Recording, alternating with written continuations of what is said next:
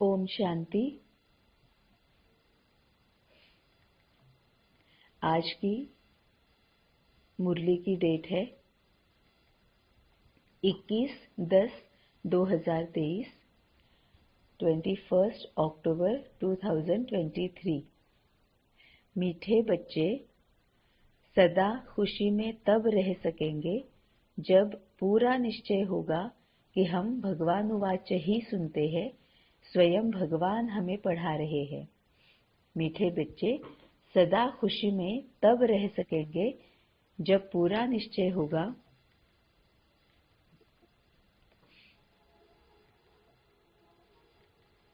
कि हम भगवान वाच ही सुनते हैं।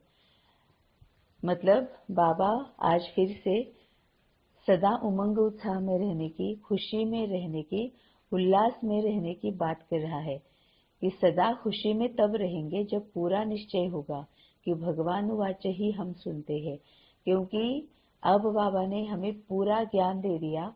जैसे ही बाबा संगम पर आया, बाबा ने हमें पूरी क्लैरिटी दे दी कि हम दुखी क्यों है, हम चिंता में क्यों रहते हैं, हमारे दुख दर्द का कारण भी कौन है, जिम्मेवार भी कौन है ना।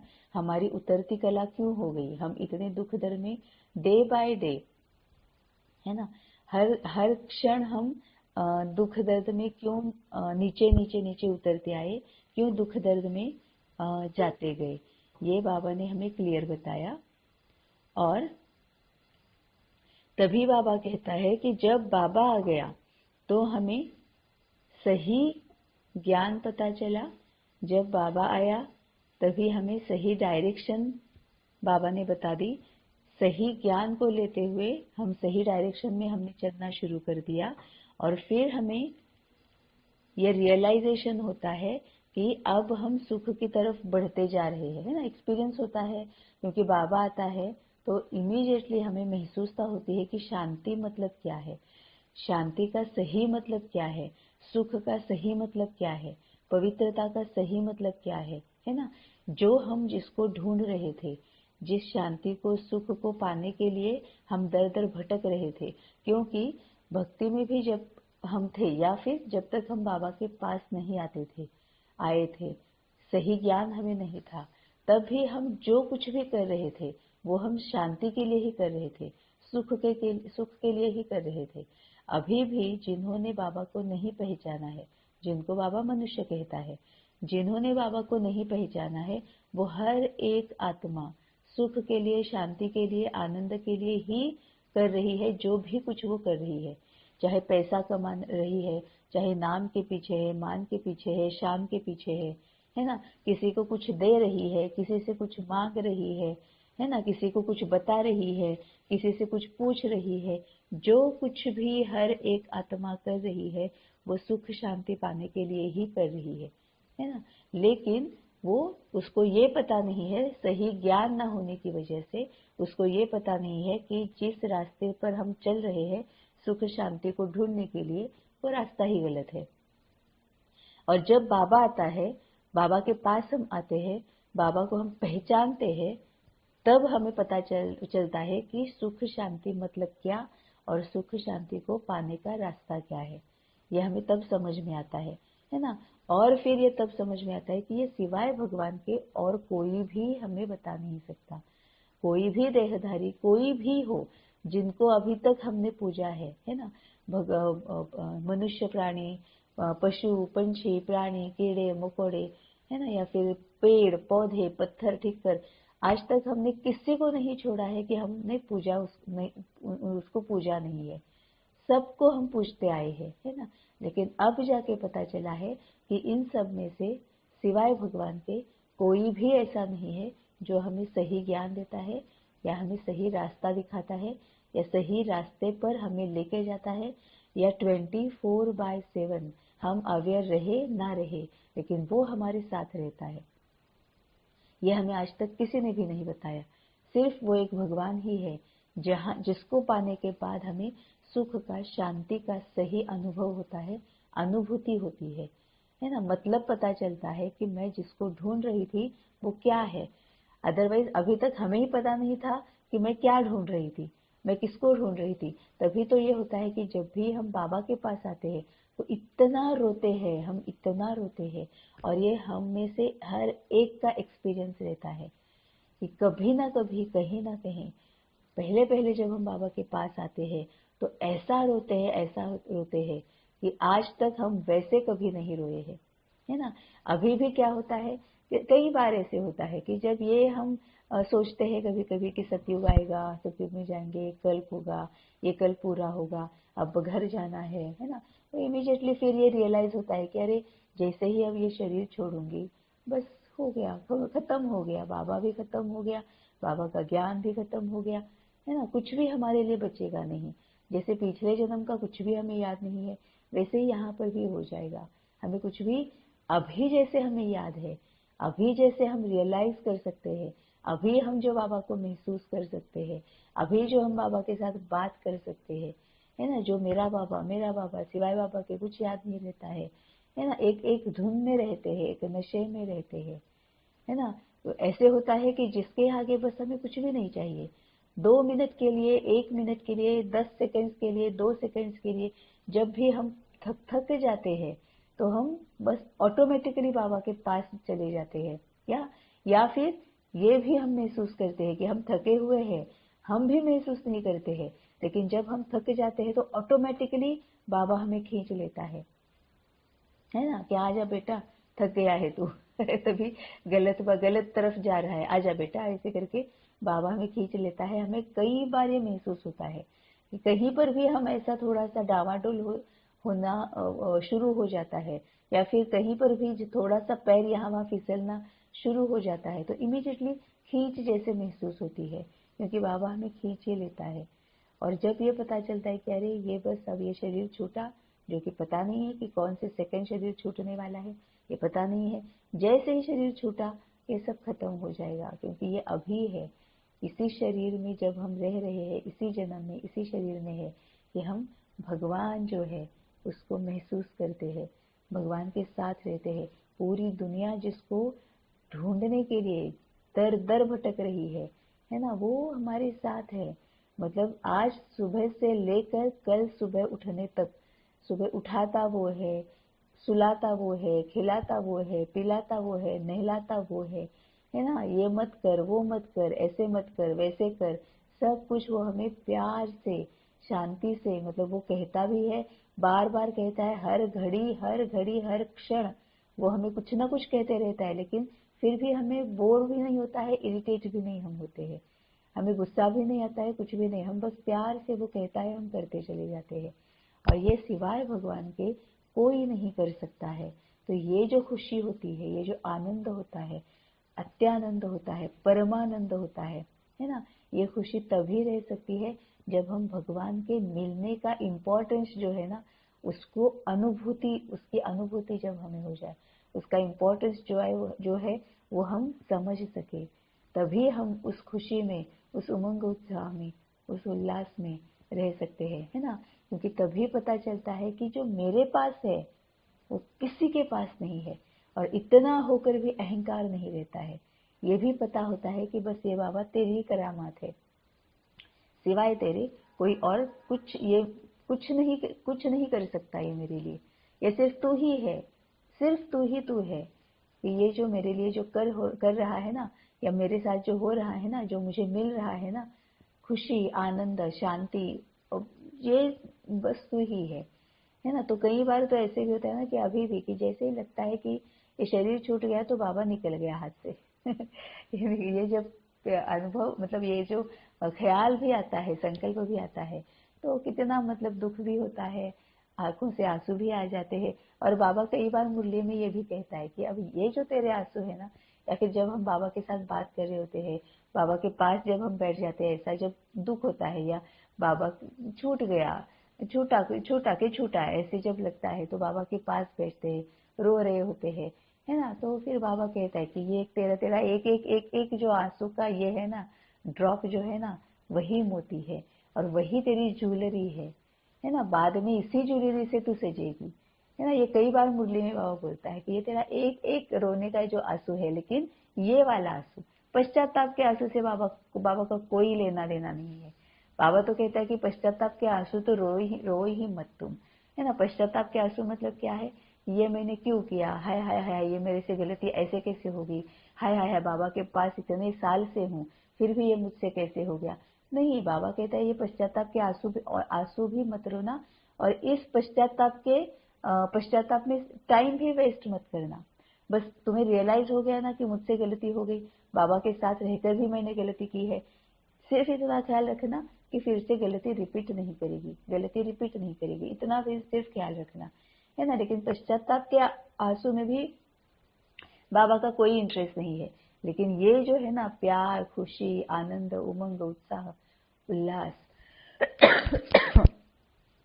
और कुछ अप्राप्त अब नहीं है, ये जो प्राप्ति की खुशी के जो आंसू है ना, उसी को बाबा कहता है कि ये तेरे लाख लाख के मोती है, यही तेरी ज्वेलरी बन जाएगी बाद में, यही इसी से ही तू सज रही है, इसी से ही तू सजेगी, है ना। क्योंकि ये जो अब ये सज रही है, सजेगी, यही मोती है, इसका मतलब क्या है, इसका मतलब ये है कि बाबा इसीलिए खुश होता है क्योंकि हम जो सेल्फलेस एक्सेप्टेंस है, अनकंडीशनल लव है, और ये जो शांति जो बाबा से महसूस होती है, पवित्रता महसूस होती है, सुख महसूस होता है, वो जो हम दूसरों को महसूस कराते हैं, है ना। इस संस्कार को जब हम धारण करते हैं, इस नेचर को जब हम अपना नेचुरल नेचर बनाते हैं, इसके लिए बाबा खुश होता है। क्योंकि ये जो नेचुरल नेचर बन जाता है ना, वही बाबा कहता है कि यही तेरी ज्वेलरी है ना, यही से तू सजने वाली है, बाद में इसी की वजह से तुझे 21 जन्मों की प्राप्ति होने वाली है ना। इसीलिए बाबा खुश हो जाता है, और फिर वो जो बाबा की खुशी है वही हम में फिर आ जाती है ना। क्योंकि यही होता है ना कि जो हमारा नेचुरल नेचर बन रहा है वही है कि कई बार ऐसे होता है कि जो हम बाबा के पास, बाबा के साथ रहकर अनुभूति करते हैं, महसूस करते हैं, वही कई बार कि किसी किसी को तो पता भी नहीं होता है कि हम क्या करते हैं क्या नहीं करते हैं। सिर्फ एक मैसेज भी जब हम भेजते हैं ना, मतलब मैसेज से भी कई सारे लोगों के रिप्लाई ऐसे आ जाते हैं ना कि आप ना बहुत अच्छे हो, आप ना, पता नहीं क्यों उनको ऐसे लगता है, उनको क्यों ऐसे महसूस होता है, ना कभी हम एक दूसरे को कभी देखा है, ना कभी एक दूसरे के साथ मुंह से बात की है, ना आवाज सुनी है ना। तो उनको ये अनुभूति हो जाती है, कोई शांति की, कोई कुछ तो अनुभूति उनको होती है। तो ये जब हमारा नेचुरल नेचर बन जाता है ना, तब बाबा बहुत खुश हो जाता है ना। तभी तो बाबा कहता है कि ये जो तेरे आंसू है, क्योंकि वो हमारा नेचुरल नेचर बन जाता है, सेल्फलेस एक्सेप्टेंस, अनकंडीशनल लव, है ना। बहुत टूट के प्यार करना, मन से प्यार करना, दिल से, आत्मा का दिल मन है, उससे प्यार करना, है ना। तभी बाबा कहता है कि मीठे बच्चे सदा खुशी में तब रह सकेंगे जब पूरा निश्चय होगा कि हम भगवान उवाच ही सुनते हैं, भगवान उवाच ना, और किसी के उवाच मतलब जिसके मुंह से आया हुआ है ना, जिसने कहा हुआ है वो भगवान है। तो भगवान का मतलब लास्ट वर्ड है, स्वयं भगवान हमें पढ़ा रहे हैं, मतलब जिसको ढूंढने के लिए बाकी सभी आत्माएं दर दर भटक रही है, लेकिन उसको ढूंढ नहीं पा रही है, वो खुद आकर उसने हमें अपना परिचय दिया है। तो कितना मतलब पदम सौभाग्यशाली हम है। तो स्वयं भगवान हमें पढ़ा रहे हैं, भगवान वाच ही हम सुनते हैं। इस पर जब हमें निश्चय होगा तब हम खुशी में रह सकेंगे। प्रश्न है, ड्रामा अनुसार इस समय सभी प्लान क्या बनाते हैं और तैयारी कौन सी करते हैं? ड्रामा अनुसार इस समय सभी प्लान क्या बनाते हैं और तैयारी कौन सी करते हैं? उत्तर है, इस समय सभी प्लान बनाते हैं, इतने साल में इतना अनाज पैदा करेंगे, नई दिल्ली, नया भारत होगा, लेकिन तैयारियां मौत की करते रहते हैं। सारी दुनिया के गले में मौत का हार पड़ा हुआ है। कहावत है, नर चाहत कुछ और, भई कुछ और की, और बाप का प्लान अपना है, मनुष्यों का प्लान अपना है। आज का जो प्रश्नोत्तर है ना, उससे पूरा पता चल जाता है कि अभी जो इस दुनिया में चल रहा है, इस सृष्टि पर अभी जो चल रहा है, इस सृष्टि की अभी जो हालत है, वो बाबा ने परफेक्ट इस उत्तर में दी हुई है ना। अभी यहाँ पर जो वॉर चल रहा है, वॉर की वजह से मनुष्य कुछ भी करने के लिए तैयार है, बस एक जमीन के टुकड़े के लिए मनुष्य कुछ भी करने के लिए तैयार है, उसको कोई होश नहीं है ना। ये पूरा बाबा के इस उत्तर में पूरा वैसे के वैसे आ गया है कि ड्रामा अनुसार इस समय सभी प्लान क्या बनाते हैं और तैयारी कौन सी करते हैं। उत्तर है, इस समय सभी प्लान बनाते हैं, इतने साल में इतना अनाज पैदा करेंगे।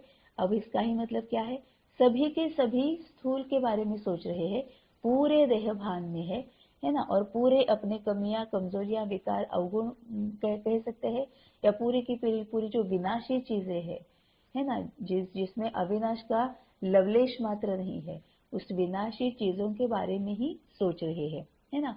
नई दिल्ली नया भारत होगा, लेकिन तैयारियां मौत की करते रहते हैं। अब नई दिल्ली होगी, नया भारत होगा, है ना। ये क्या है, अब नया भारत मतलब क्या है। बाबा नया भारत किसको बोलता है, अखंड भारत किसको बोलता है।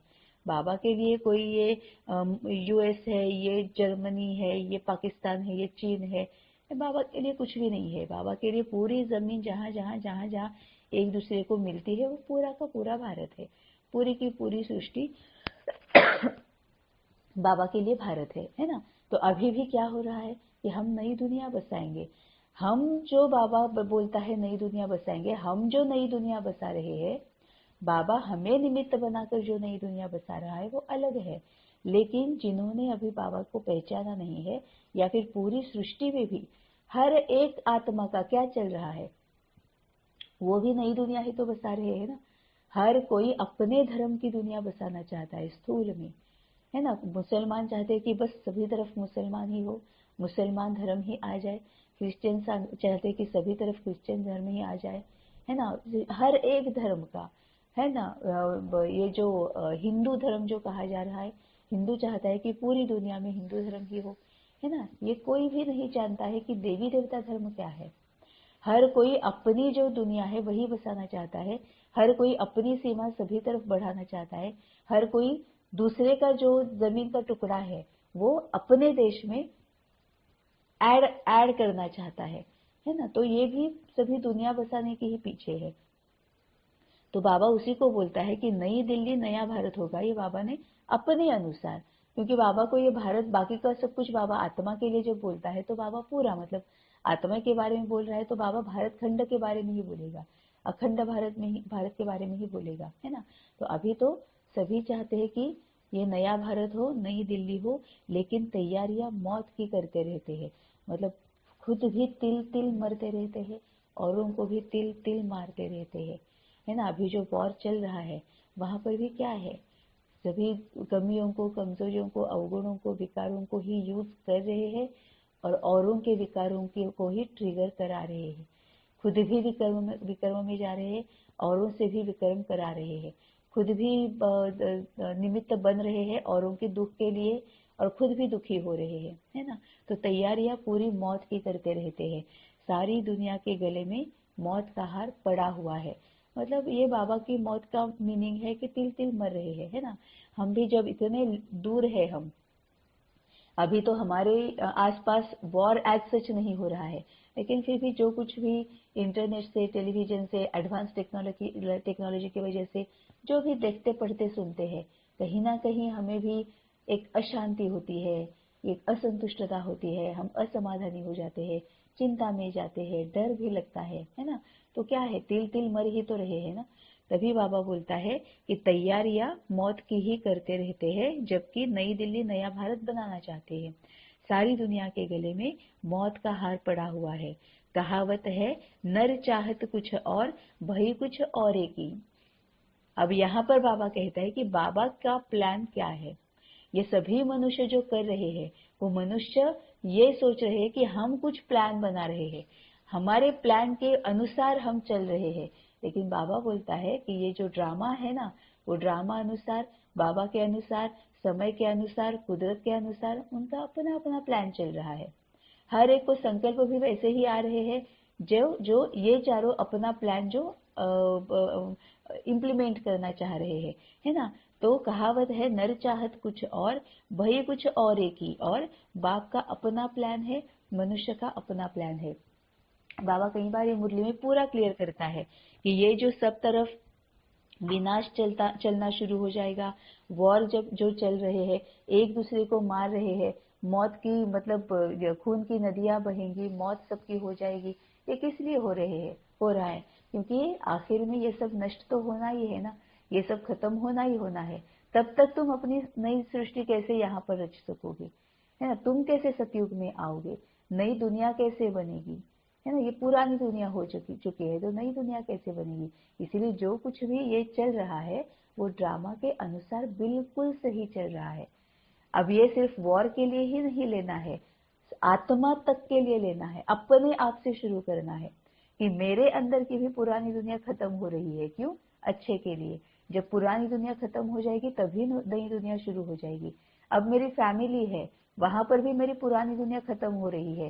कैसे? कि अब ये ना मेरा पति है, ये ना मेरी पत्नी है, ना मेरे बच्चे हैं, ना मेरे माँ बाप है, ना मेरे भाई बहन है, ना मेरे कोई चाचा मामा, कोई दादा दादी, कोई नहीं है ना? तो ये जो मेरे फैमिली है, फ्रेंड्स है, रिलेटिव्स है, नेबर्स है, ये दुनिया भी तो खत्म हो रही है ना। तभी तो बाबा कहता है कि अब घर जाना है ना? तो ये जो दुनिया मैंने जो रिश्तों के ऊपर बना के रखी है, जिसको मैं दुनिया मानती हूँ, आज तक समझते आई हूँ, ये भी दुनिया खत्म होनी है। ये दुनिया जब खत्म करूंगी मैं जब खत्म करूंगी, आत्मा बनकर सबको आत्मा देखूंगी, चाचा मामा के रिश्ते से बाहर निकलूंगी, तब ये दुनिया खत्म हो जाएगी। जब ये वाली दुनिया खत्म हो जाएगी, पुरानी वाली रिश्तों की, तभी तो मैं आत्मा की नई दुनिया बसा पाऊंगी, नई सृष्टि रच पाऊंगी। और वैसे ही फिर और भी बाहर है, पूरी सृष्टि के लिए है कि जब ये पूरी सृष्टि जब खत्म हो जाएगी तभी तो नई सृष्टि आएगी, तभी तो मैं नई सृष्टि में आ जाऊंगी, तभी तो नया कल्प शुरू हो जाएगा, तभी तो सतयुग आएगा जो बाबा कहता है 9 लाख का, है ना? तभी तो सतयुग आएगा, है ना? तभी बाबा बोलता है कि कहावत है, नर चाहत कुछ और, भई कुछ और की, और बाप का प्लान अपना है, मनुष्यों का प्लान अपना है। और बाबा हमेशा कहता है, जो बच्चे समय रहते मेरे पास आए हैं, जो बच्चे श्रीमत पर चलते हैं, है ना? जो बच्चे समय रहते अपने आप को चेंज कर रहे हैं, मतलब योग के साथ जो बच्चे आगे चल रहे हैं, योग के साथ जो बच्चे सतयुगी बन रहे हैं, उनके लिए ही मैं ये नई सृष्टि रच रहा हूँ, उनके लिए ही ये पुरानी सृष्टि खत्म हो रही है, उनके लिए ही बाबा, ड्रामा, समय और कुदरत ये काम कर रही है। बस जो बच्चे अभी एफर्ट्स ले रहे हैं, अभी पुरुषार्थ कर रहे हैं, अभी अपने आप को पूरी तरह से बाबा पर सरेंडर कर रहे हैं, श्रीमत पर चल रहे हैं, उसके लिए जो भी करना जरूरी है वो सब कुछ कर रहे हैं, उनके लिए ही ड्रामा, बाबा, समय और कुदरत ये सभी उनके लिए ही काम कर रहे हैं, उनके लिए ही अपना प्लान इम्प्लीमेंट कर रहे हैं, है ना? तभी बाबा कहता है, कहावत है, नर चाहत कुछ और, भई कुछ और की, और बाप का प्लान अपना है, मनुष्यों का प्लान अपना है। तो ड्रामा अनुसार इस समय सभी प्लान क्या बनाते हैं और तैयारी कौन सी करती है? तो मनुष्यों की तैयारी कैसे अलग है, बाबा जो करता है तैयारी वो कैसे अलग है, मनुष्यों का प्लान कैसे अलग है, बाबा का प्लान क्या है और कैसे है ना? एक है हद का, एक है बेहद का, एक है विनाशी, एक है अविनाशी, एक है पूरी तरह से रावण की मत पर चलने वाला, एक है पूरी तरह से श्रीमत पर चलने वाला, है ना? तो ये इसमें पूरा डिफरेंस है। धारणा के लिए मुख्य सार, पहली पॉइंट है, सच्चे सच्चे रूहानी सैल्वेशन आर्मी बन, भारत को विकारों से सैल्वेज करना है, बाप का मददगार बन, रूहानी सोशल सेवा करनी है। सच्चे सच्चे रूहानी सैल्वेशन आर्मी बन, भारत को विकारों से सैल्वेज करना है, बाप का मददगार बन, रूहानी सोशल सेवा करनी है। अब यहाँ पर अगर बाबा जब कहता है कि भारत को विकारों से सैल्वेज करना है, और अगर हमारे सामने अगर भारत आता है, ये भारत का जो टुकड़ा है, हद का जो भारत है वो आता है, तो हम देहभान में है ना? बाबा के लिए भारत मतलब पूरी दुनिया, पूरी सृष्टि, अखंड भारत जिसको बाबा बोलता है ना, ये तो टुकड़े टुकड़े जो है वो तो इंसान ने बनाए किए हुए हैं, मनुष्यों के किए हुए हैं, उसका बाबा से कोई लेना देना नहीं है। बाबा जो बोलता है वो पूरी जमीन जहां जहां तक एक दूसरे के साथ जुड़ी हुई है, पूरी सृष्टि जो है उसको बाबा भारत, अखंड भारत उसको कहता है। तो बाबा कहता है कि सच्चे सच्चे रूहानी सैल्वेशन आर्मी बन, भारत को विकारों से सैल्वेज करना है, पूरी सृष्टि को विकारों से सैल्वेज करना है, विकारों से निकालना है, खुद पहले करना है, अपने विकारों को भस्मीभूत करना है, और फिर क्योंकि जो बात हमें पता नहीं है वो हम औरों के लिए कर ही नहीं सकते हैं, है ना। फॉर एग्जाम्पल घर में अगर रोटियां बनाना रोटियां कैसे बनाते हैं ये अगर मुझे पता नहीं है तो मैं किसी और को रोटियां बनाना कैसे सिखा सकती हूँ।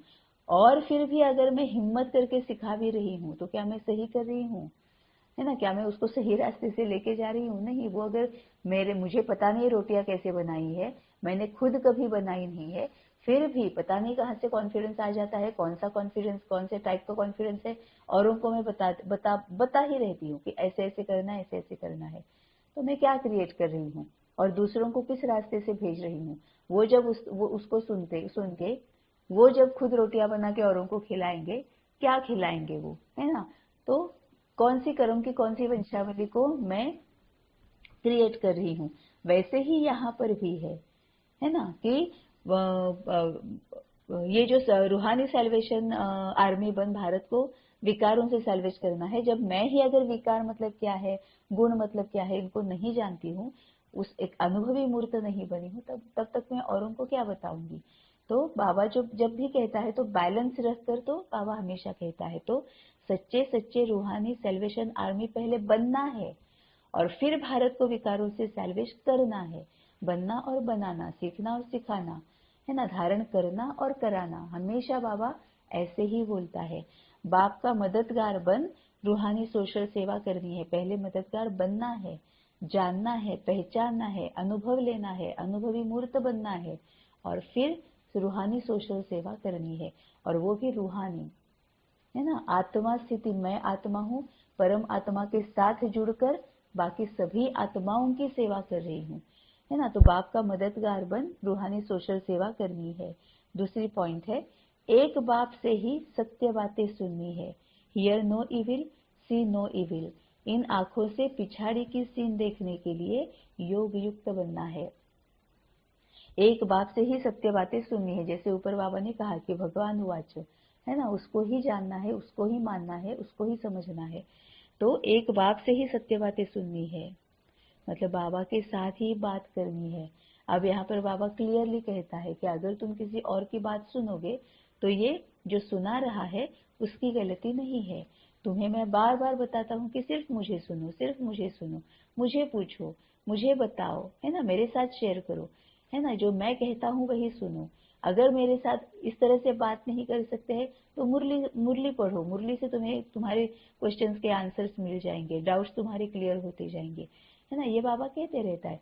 फिर भी अगर हम बाबा की तरफ ना जाते हुए पहले किसी देहदारी की तरफ जा रहे हैं तो बाबा कहता है फिर जो तुम्हें बता रहा है रोटियां खुद को पकाने कैसे पता नहीं है, फिर भी रोटियां कैसे बनानी है बता रहा है, और अगर हम उसकी सुन भी रहे हैं, है ना, तो पहले उसको पूछना भी चाहिए ना कि क्या तुमने कभी रोटियां बनाई है। ये जिम्मेवारी हमारी है, ये ड्यूटी है हमारी, ये हमें हमारा कर्तव्य है कि पहले हमें ये जान लेना चाहिए कि हम किसकी सुन रहे हैं, हम जिसकी सुन रहे हैं क्या वो उसकी कैपेसिटी का है, उतना कैपेबल है कि मैं उसको पूछ रही हूँ। ये हमारा पहले कर्तव्य है ना।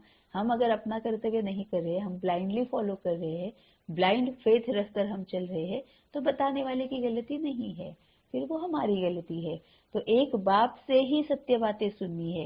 Here no evil, see no evil. अब यहाँ पर सबसे सबसे बेस जो है इविल का वो है ये देह भान, शरीर, है ना। तो जो भी आत्मा शरीर में है उसकी अगर हम कोई बात सुन रहे हैं, पढ़ रहे हैं, देख रहे हैं और उसको फॉलो कर रहे हैं, है ना, सुनना, पढ़ना, देखना गलत नहीं है, लेकिन उसको फॉलो करना। अब बाबा जब कहता है कि सीइंग इविल और हियरिंग इविल, तो बाबा आत्मा के लिए कह रहा है, मतलब धारण करने के बारे में बोल रहा है, फॉलो करने के बारे में बोल रहा है। लेकिन वाचा और कर्मणा में अगर हम किसी को सुन भी रहे हैं, पढ़ भी रहे हैं, देख भी रहे हैं, तो भी खुद मनन चिंतन करना है, जगे रहना है, बाबा के साथ बात करनी है और फिर उसको फॉलो करना है। तो जो भी देह में है उनकी बातों को फॉलो नहीं करना है ना। तो hear no evil, see no evil. इन आंखों से पिछाड़ी की सीन देखने के लिए, अब यहाँ पर समझ में आता है कि बाबा आत्मा के लिए बोल रहा है। इन आंखों से पिछाड़ी की सीन देखने के लिए योग युक्त बनना है। अब ये कौन सी आंखें हैं? आत्मा की आंखें हैं, जो बाबा ने हमें दिव्य दृष्टि दी हुई है। इनसे पिछाड़ी की सीन देखने के लिए योग युक्त बनना है। मतलब क्या होगा? अब यहाँ पर भी ये जो विनाश की बात बाबा कह रहा है, वो विनाश मतलब क्या है? वो आत्मा का विनाश है। कैसे कैसे कैसे आत्मा का जो आत्मा की पुरानी दुनिया है उसका विनाश होते जाएगा, नई सृष्टि रचती जाएगी। अब हमें शरीर की आंखों से तो दिखता नहीं है ना, लेकिन फिर भी योग युक्त रहते हैं तो दिव्य दृष्टि की आंखों से दिख जाता है कि हाँ ये आत्मा है। अब उनसे एक एक विकार, कमी, कमजोरी, अवगुण छूटते जाता है। वैसे वैसे उनमें चेंजेस आ जाते हैं। अब ये कब पता चलेगा? जब हम अपने आप को चेक करेंगे, अपने आप को जब हम एक प्रोसीजर से जाते हुए अनुभव करेंगे, है ना, कि पहले क्या हुआ कि अपने आप ही मुझे ऐसे लगने लगा कि नहीं, अब मुझे ना इन स्थूल की जो बातें हैं उसमें इतना इंटरेस्ट है नहीं। तो अपने आप ही क्या हो गया कि मैं फ्रेंड्स में, रिलेटिव्स में, फैमिली मेंबर्स के साथ भी, है ना, जो पहले मैं कुछ भी बोलती थी, कुछ भी सुनती थी, उनको किसी भी तरह से रिस्पॉन्ड करती थी, अब मैं वैसे नहीं करती हूँ। अपने आप छूट गया है। धीरे धीरे क्या समझ में आया कि अब मुझे टीवी में कोई इतना इंटरेस्ट है नहीं। अगर टीवी भी देखती भी हूँ तो अब मेरा इंटेंशन कुछ और होता है ना। अब टीवी में जो देखती हूँ वो मैं थोड़ा उपराम रहकर देखती हूँ, साक्षी दृष्टा होकर देखती हूँ। मोबाइल जो यूज करती हूँ उसके यूज के पीछे मेरा पूरा इंटेंशन ही बदल गया है, पर्सपेक्टिव ही चेंज हो गया है ना। दूसरों को जो मैं अब अभी तक परसीव करती थी, जो समझती थी, अब मेरा नजरिया पूरी तरह से बदल गया है। अब मेरी दृष्टि पूरी तरह से उनको देखने की, उनको समझने की चेंज हो गई है। अब मेरे अपने मुंह पर बहुत ज्यादा कंट्रोल आया है ना। बाबा की बातें होती है तो मैं बस इतना बड़बड़ बड़बड़ करते रहती हूँ, इतना बोलती हूँ कि थकने रुकने का नाम नहीं लेती हूँ। लेकिन जब स्थूल की बातें होती है तो मुझे कोई इतना इंटरेस्ट नहीं होता है। अब मुझे उस बारे में बोलना ना अच्छा लगता है, ना कानों से वो बातों, स्थूल की बातें सुनना अच्छा लगता है, वो छूट रहा है ना। या फिर खाने खाने पीने के, मुंह मतलब एक बोलना भी है, खाना पीना भी है। तो मुंह का जो स्थूल का खाना पीना है वो भी अपने आप ही, ये जो जंक फूड है या फिर ये जो ऐसी चीजें हैं जो मेरे शरीर को सात्विक नहीं है, सात्विक जो चीजें नहीं है वो खाने में मुझे कोई इंटरेस्ट नहीं है। उस तरफ ना ध्यान जाता है, ना मन जाता है, ना खाने का मन भी करता है ना। तो ये हमें अपने आप को रियलाइज होता है कि मुझसे क्या छूट रहा है, और तभी हम दिव्य दृष्टि से सामने वाले को भी परख सकते हैं कि हाँ इनमें चेंज आ रहा है ना। फैमिली मेंबर्स में भी हम देख सकते हैं कि हाँ, या फिर जिनके साथ हम इंटरेक्शन में आते हैं उनको भी यही तो परखना है ना, कि विकारों को जैसे परखते हैं वैसे गुणों को भी तो परखते हैं ना। तभी तो बाबा गुणग्राही बोलता है कि उनके गुण भी परखो और उनके गुणों को ग्रहण करो। गुणग्राही, गुणों को ग्रहण करने वाले। और तभी बाबा बोलता है कि विकारों के हाथ का खाना मत खाओ। मतलब जैसे गुणों को हम ग्रहण करते हैं, दूसरों के गुणों को देखते हैं तो उनको अब हम अपनाते हैं, है ना। वैसे ही गुणग्राही बनना है, वैसे ही विकारों को ग्रहण, विकारों के हाथ का खाना नहीं खाना है। मतलब उनके विकारों को अपनाना नहीं है ना। ब्लाइंडली फॉलो नहीं करना है, ब्लाइंड फेथ नहीं रखना है। Hear no evil, see no evil, है ना, यही बाबा कहता है। तो hear no evil, see no evil, और इन आंखों से पिछाड़ी की सीन देखने के लिए, कैसे सृष्टि बदलती जाती है, कैसे सतयुग की स्थापना होती है, आत्मा से लेकर, मैं आत्मा से लेकर पूरी सृष्टि तक।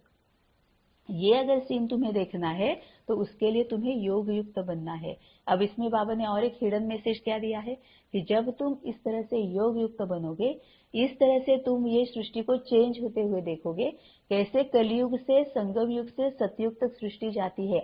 मैं आत्मा की सृष्टि से लेकर स्थूल की बाहर की पूरी सृष्टि कैसे कलयुग से, संगम युग से सतयुग तक जाती है, ये जब तुम अपनी दिव्य दृष्टि से, इन योग युक्त रहकर इन दिव्य दृष्टि से देखोगे, है ना। तो बाबा का क्या हिडन मैसेज है कि इसका ही मतलब संकल्पों से सृष्टि रचोगे, है ना। संकल्प तुम्हारे इतने पावरफुल होंगे, क्योंकि अभी तो हमारे संकल्प पावरफुल बन ही चुके हैं।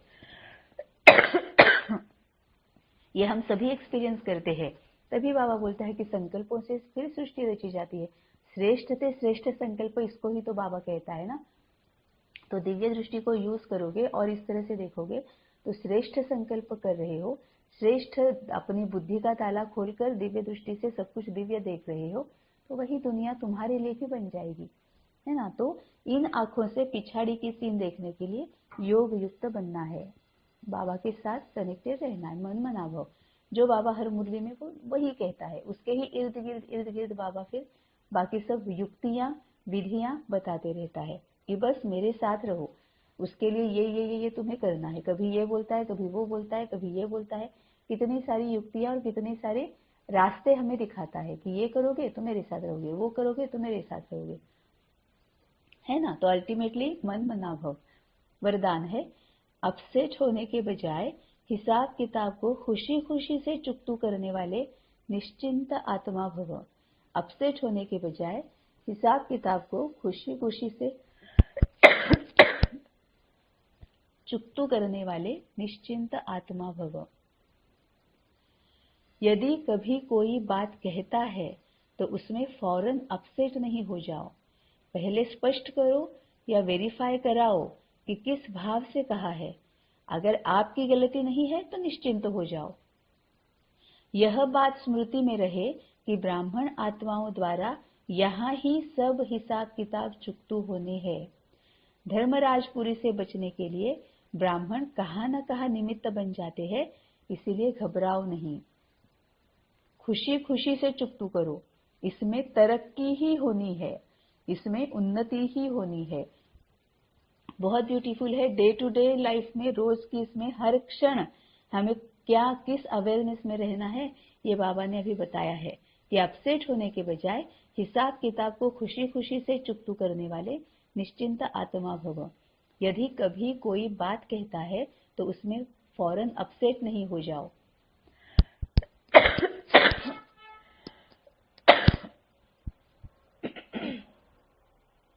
पहले स्पष्ट करो या वेरीफाई कराओ कि किस भाव से कह रहा है।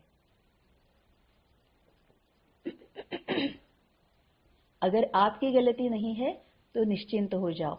मतलब बाबा कहता है हमेशा स्वदर्शन चक्र घुमाते रहो और सेल्फ चेकिंग करते रहो। ये बहुत बाबा ने अच्छी एक हमें युक्ति बताई है, विधि बताई है कि अगर सामने वाला तुम्हारी कोई गलती निकालता है, तुम्हारी कोई गलती तुम्हारे सामने रखता है, तो अपसेट नहीं होना है। Immediately sit back, take a pause, sit back और अपने आप को साक्षी दृष्टा होकर देख लो कि क्या ये जो बोल रहा है क्या वो सही है, मुझ में ऐसा है। लेकिन साक्षी दृष्टा होकर देखना है, देही अभिमानी बनकर देखना है, नहीं तो फिर हम बायस्ड हो जाएंगे, है ना। फिर हमें लगेगा नहीं नहीं मेरी थोड़ी गलती है, तूने ऐसे बोला इसीलिए मैंने ऐसे किया, तूने ऐसे बोला तभी मैंने ऐसे बोला। ये देहभान में रहेंगे तो ये एक्सक्यूजेस देते रहेंगे, रीजंस देते रहेंगे, है ना। लेकिन बाबा कहता है साक्षी दृष्टा होकर अगर तुम अपने आप को देखोगे कि सामने वाला जो बोल रहा है क्या मैंने सही में ऐसे किया है, बाबा की जो मत है क्या उसको ये करता है, फॉलो करता है, जो मैंने किया वो श्रीमत के अनुसार किया है। ये अगर तुम चेक करोगे और अगर तुम्हें दिखाई दिया कि नहीं ये बाबा के श्रीमत के अनुसार नहीं है, तो फिर अपने आप को चेंज करो। जो सामने वाला बोल रहा है वो निमित्त बनकर बोल रहा है, बाबा ही शायद या समय या ड्रामा या कुदरत ही हमें बता रही है कि हमें क्या चेंज होना चाहिए, तो फौरन चेंज कर लो। और अगर तुम ये देखोगे कि नहीं ये बाबा की श्रीमत के अनुसार है, जो बाबा कहता है वैसे ही चल रहा है, तो फिर निश्चिंत हो जाओ, फिर छोड़ दो। निश्चिंत होना मतलब क्या है, बस छोड़ ही दो, लेट गो करने की जो बाबा शक्ति बताता है ना, लेट गो करने दो। उसको बताओ कि हाँ ठीक है मैं उसके ऊपर सोच लूंगी, या हाँ ठीक है मैं उसके अच्छा हुआ आपने बता दिया, मैं उसके ऊपर सोचूंगी, छोड़ दो, है ना। तभी बाबा कहता है कि पहले स्पष्ट करो या वेरीफाई कराओ कि किस भाव से कहा है। अगर आपकी गलती नहीं है तो निश्चिंत हो जाओ। यह बात स्मृति में रहे कि ब्राह्मण आत्माओं द्वारा ही यहाँ ही सब हिसाब किताब चुकतू होने हैं। मतलब बाबा ने यहाँ पर क्या बताया कि तुमने कभी किसी को इस तरह से बताया होगा, तभी ये सामने से अब तुम्हारे पास आ चुका है, तभी ये सामने से तुम्हारे पास आया हुआ है। इसका मतलब यहाँ पर तुम अपना कार्मिक अकाउंट अपने कार्मिक अकाउंट सेटल कर रहे हो, तो यहाँ पर ही तुम्हारा हिसाब किताब चुकत होने वाला है। निश्चिंत हो जाओ कि मेरी कोई गलती है नहीं। बाबा के साथ, बाबा के पास आ जाओ और फिर ये समझ लो कि ये तुम्हारा हिसाब किताब चुकत हो रहा है। धर्मराजपुरी से बचने के लिए ब्राह्मण कहाँ न कहाँ निमित्त बन जाते हैं, इसीलिए घबराओ नहीं। क्योंकि बाबा जैसे बोलता है धर्मराजपुरी मतलब कहाँ पर होगी, धर्मराजपुरी हमारे शरीर छोड़ने के बाद होती है ना। तभी बाबा बोलता है कि अभी यहाँ पर इस शरीर में जब तक तुम संगम युग में पुरुषार्थ कर रहे हो तभी सभी हिसाब किताब चुकतू करोगे, मतलब ही योग से चुकतू करोगे तो तुम्हें भोगना कम से कम भोगनी पड़ेगी।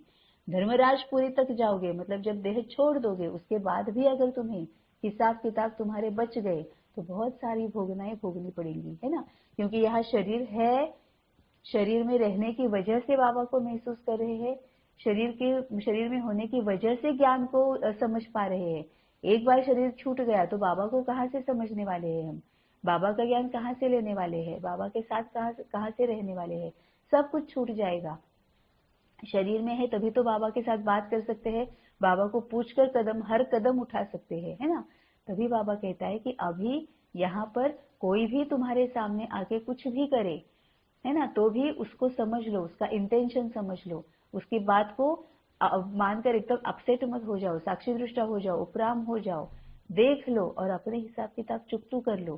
क्योंकि जब एक ये शरीर छूट जाएगा और फिर भी अगर हिसाब किताब रहेगा तो फिर भोगना के साथ वो खत्म करना पड़ेगा, है ना। इसीलिए बाबा कहता है कि धर्मराजपुरी से बचने के लिए ब्राह्मण कहाँ न कहाँ निमित्त बन जाते हैं, इसीलिए घबराओ नहीं, खुशी खुशी से चुकतू करो, इसमें तरक्की ही होनी है।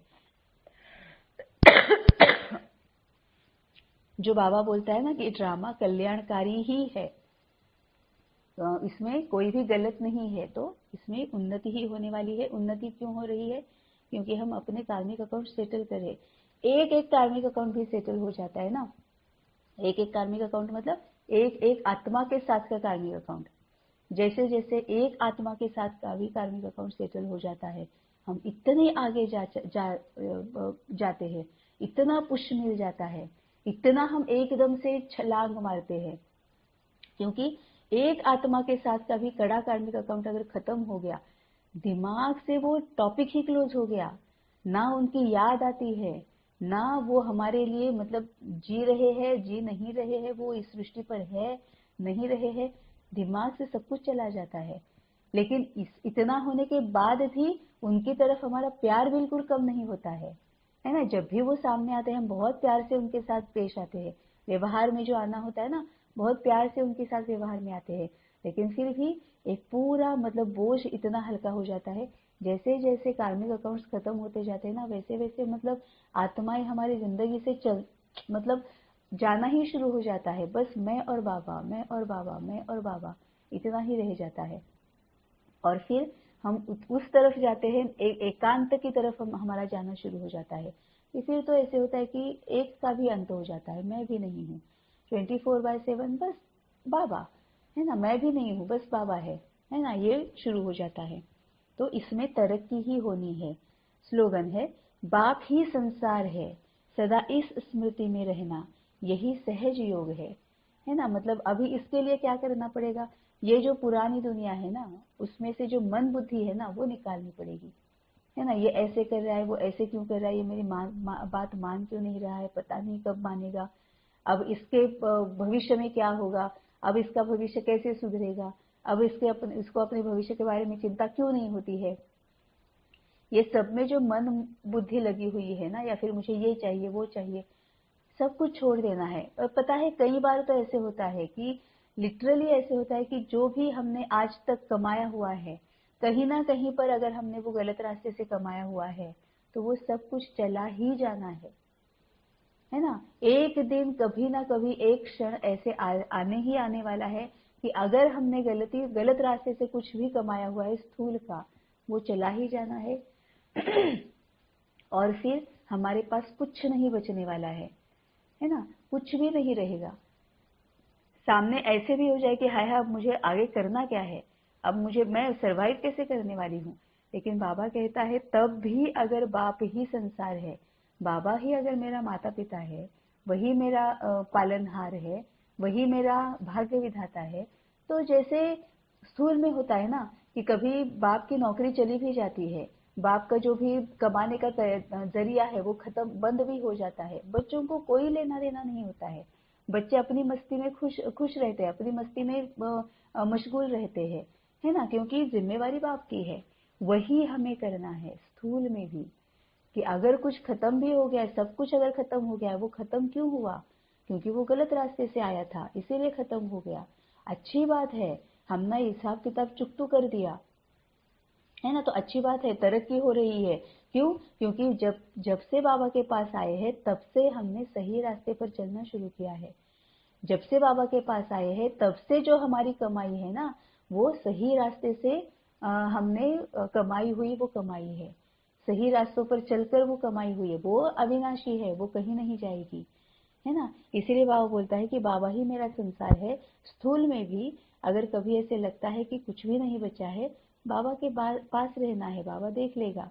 क्योंकि बाबा ने प्रॉमिस किया हुआ है, बाबा ने प्रॉमिस किया हुआ है कि तुम्हें कभी भी खाने पीने के लिए दाल रोटी तुम्हें कभी ये नहीं होगी, उसके लिए तुम्हें किसी के भी सामने हाथ फैलाना नहीं पड़ेगा, अगर तुम श्रीमत पर चल रहे हो तो, है ना। दाल रोटी के लिए तुम्हें किसी के सामने हाथ फैलाना नहीं पड़ेगा। और अभी हमें क्या चाहिए? वही तो चाहिए ना।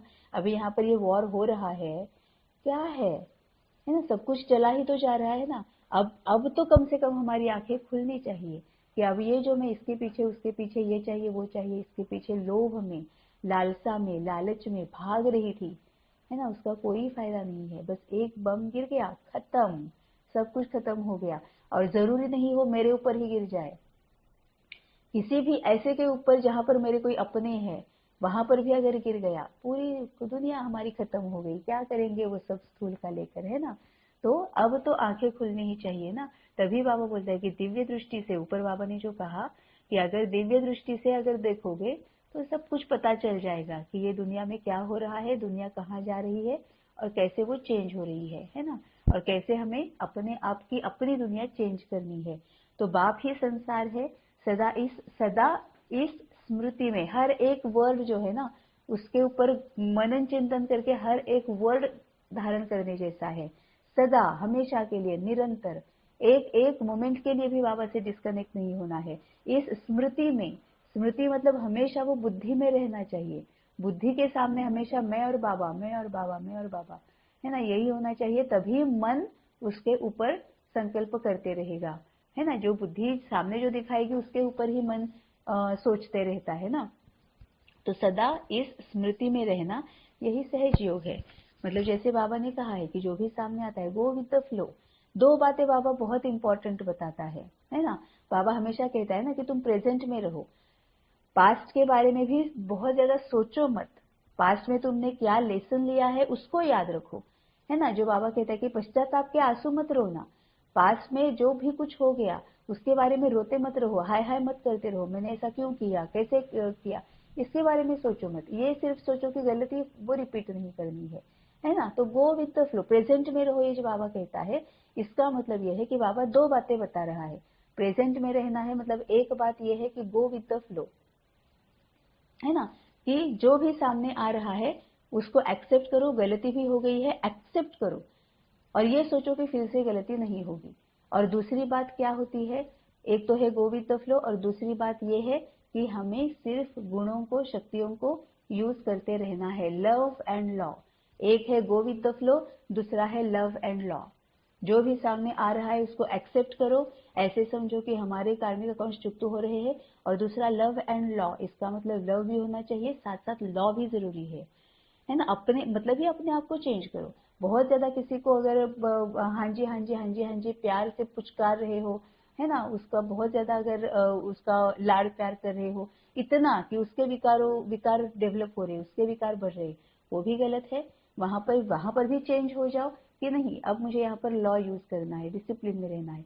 और अगर बहुत ज्यादा डिसिप्लिन में रह रहे हो तो वो भी गलत है ना। क्योंकि फिर तुम सामने वाले को कैपेसिटी को समझ नहीं रहे हो, सामने वाले को लिमिटेशंस को समझ नहीं रहे हो, उसकी कैपेसिटी क्या है, उसकी लिमिटेशंस क्या है, उसका स्वभाव संस्कार क्या है, इसको नहीं समझ रहे हो, है ना। इसीलिए तो फिर तुम्हें रहम दिल नहीं बन रहे। लव मतलब क्या है? रहम दिल बनना। कि अरे उसकी भी कोई कैपेसिटी है, उसको बढ़ाना है। तो सिर्फ डिसिप्लिन भी नहीं चलेगा, सिर्फ लॉ भी नहीं चलेगा, है ना। तो बाबा जब बोलता है कि प्रेजेंट में रहो, इसका मतलब ये है कि go with the flow and be in, मतलब किस प्रिंसिपल को फॉलो करो, लव एंड लॉ, है ना। तो सहयोगी बन जाओगे, हमेशा बाबा के साथ रहोगे। तो बाप ही संसार है, सदा इस स्मृति में रहना ही सहज योग है। ओम शांति।